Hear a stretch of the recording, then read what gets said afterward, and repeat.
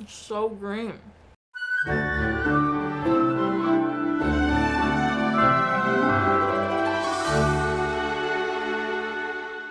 Welcome back to Every Disney Movie Ever. My name is Jess and I'm watching Every Disney Movie Ever. Today we're going to talk about Little Mermaid, Ariel's Beginning. The Little Mermaid, Ariel's Beginning is a 2008 direct-to-video release about King Triton banning music from Atlantica after his wife passes away in a tragic human-related accident. It is directed by Peggy Holmes, supervising animators Flores and Rolanda. Sabado, editing by John Royer, music by Jim Dooley, and it's written by Robert Reece and Evan Spiliotopoulos. The film stars Jodi Benson as Ariel, Samuel E. Wright as Sebastian, Jim Cummings as King Triton, Sally Field as Marina Del Rey, and Parker Goris as Flounder. This is the very last direct-to-video sequel to an original theatrical release animated film of Disney's. It looks fine, especially for a direct-to-video release. I feel like it's pretty on par with how Cinderella 3 looked. I feel like Cinderella 3 looked maybe a smidgen better, especially that bridge scene. But otherwise, I think this looks fine. It's not like, it's definitely not the worst.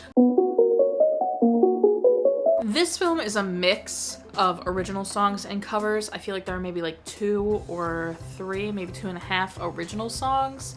And the rest of the songs in the movie are covers. I thought that was interesting. I'm kind of not a huge fan. I wish it was all original music. But I'll pick my fights elsewhere. I will say Sally Field, Marina Del Rey's song, first song toward the beginning, is where the movie starts to kind of get a little cringe and decline for me. Alright, the plot is stupid. That sounds mean, but we start when they're really young, okay? Makes sense. The mom dies. Parent death toll. She's killed by humans.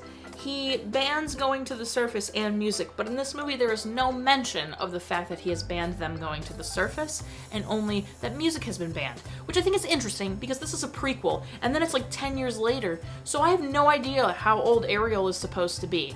In the first movie, she is 16 years old, and in this one, she looks pretty freaking similar to how she looks in that movie, so I'm gonna guess she's 14 or 15. My guess is 15, or maybe potentially even 16, and it's like shared. Although I think maybe it was her birthday, her 16th birthday at the beginning of the first movie. So she has to be like 15-ish. So you would think he'd be talking about going to the surface, and you'd think Ariel would be showing interest in collecting human things already. It's not like she just built that grotto in 3 days, dude. It looked like a very long time interest to her. So I am shocked that this movie doesn't make any connections to the one that's supposedly gonna follow it chronologically, and we're just supposed to believe that he banned music and they deal with the music banning first. It's such a messy plot idea. They could have done so many other things as a prequel, and this is what they went with. And it's a bad idea. It's a bad idea. Who is Marina Del Rey? How long before the first movie is this supposed to be? Because they should have Ariel should have been collecting stuff. She should have already been friends with Flounder. Flounder reads as a friend with her for a long time. Flounder's character in this is nothing like his character in the original movie.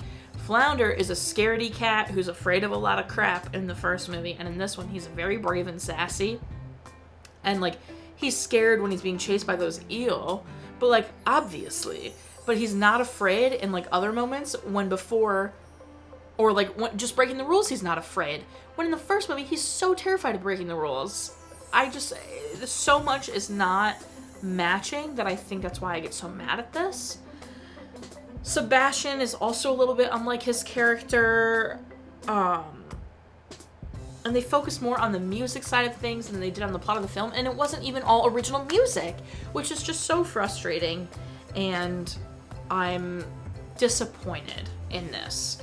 It is not... When I first watched this, I've seen it before this. When I first watched it, I thought it was absolute garbage. I was like, I can't believe I have to watch that again eventually for Disney. But it was so bad. This time, I didn't hate it as much. It's entertaining enough.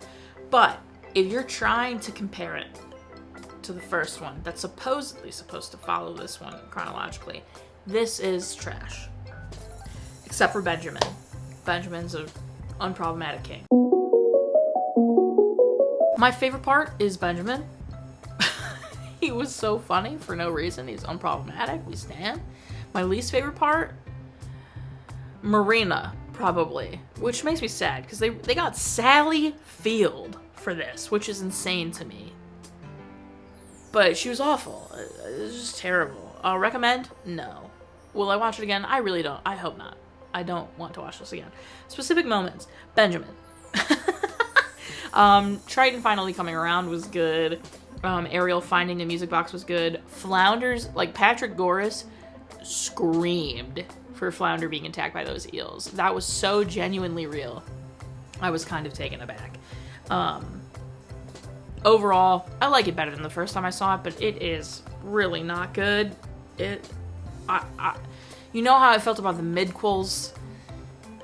This is also just not good, the way they went about this. It makes no sense if it's that close to the events of the first movie. Like, I just, no. And then obviously there's a parent death. That's everything I have for The Little Mermaid, Ariel's Beginning. My final rating is 4 music boxes out of 10. Our total movie count is...